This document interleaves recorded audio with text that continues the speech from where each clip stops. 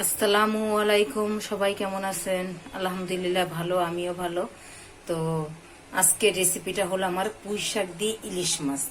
তো আমি দেখেন পুঁই শাকটা কিভাবে রান্না করি। আজকের পুঁই শাকটা অনেকটাই অন্যরকম, ডিফারেন্ট। তো পুঁই শাকটা আজকে হামজানের মতো রান্না হবে। তো দেখতে থাকুন, সঙ্গে থাকুন। আমার পুঁই শাকটা আমি কিভাবে রান্না করি দেখছেন, একদম তরতাজা, একদম টাটকা একটা পুঁই শাক।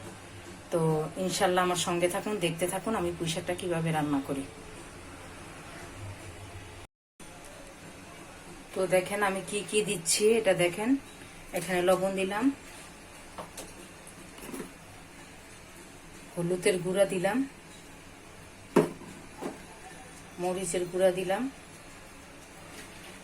1 চামচ হলুদের গুঁড়া, 1 চামচ মরিচের গুঁড়া আর লবণ।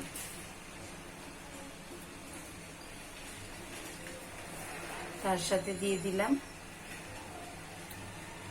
তেল,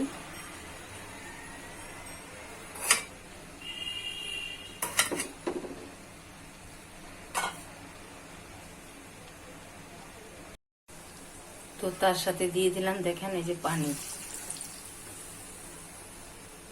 পরিমাণ মতো পানি। তো এখন নেড়ে চেড়ে দিব আমি, শাকগুলোরে নেড়ে চেড়ে দিচ্ছি।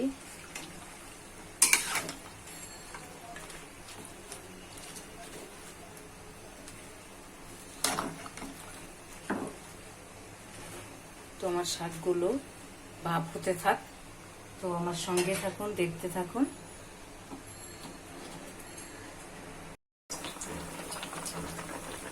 তো দেখেন দর্শক আমার পুঁই শাকটা, তো আমি পেঁয়াজ দিয়ে দিলাম,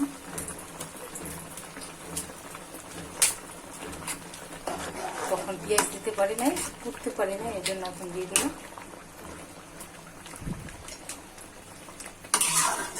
তো আমার পুঁই শাকটা একদম কষানোর সাথে সাথে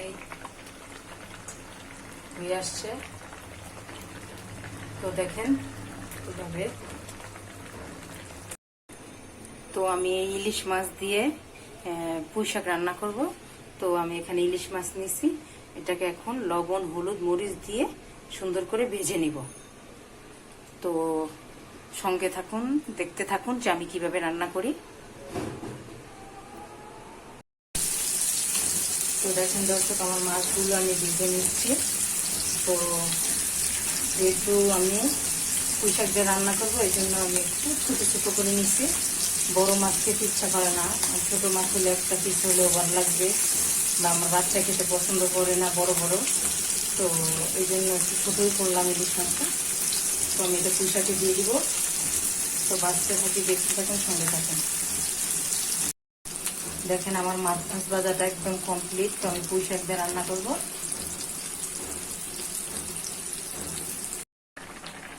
দেখেন দর্শক আমার পুঁই শাকটা একদম হয়ে আসছে, পুরোপুরি কমপ্লিট। তো আমি এখন মাছ দিয়ে দিব।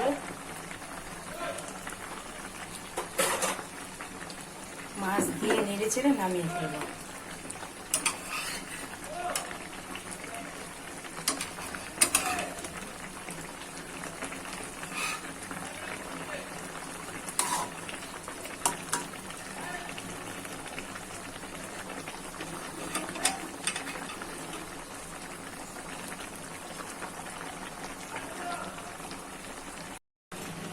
তো দেখেন দর্শক আমার এই ইলিশ মাছ দিয়ে পুঁই শাকটা রান্নাটা পুরোপুরি কমপ্লিট।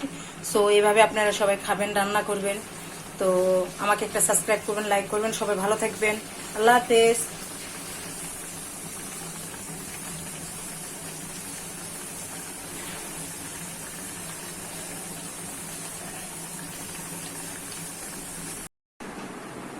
তো দেখেন সবাই আমার মাছ রান্নাটা একদম পুরাপুরি কমপ্লিট। তো পুঁই শাক দিয়ে ইলিশ মাছ। তো আপনারা এইভাবে রান্না করবেন, খাবেন। তো সবাই আমাকে সাপোর্ট করবেন, লাইক করবেন, সাবস্ক্রাইব করবেন। সবাই ভালো থাকবেন। আল্লাহ হাফেজ।